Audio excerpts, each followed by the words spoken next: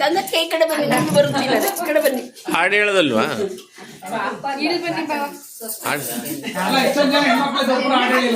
ಹಾಡು ಹಾಡು ಏ ಅರುಣ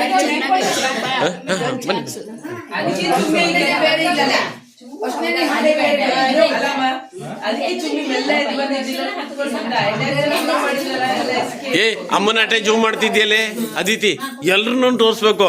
ಅಮ್ಮನಟೆ ಜೂಮ್, ಅಮ್ಮನ ಮುಖ ಅಷ್ಟೇ ಜೂಮ್ ಮಾಡ್ತಾವಳೆ.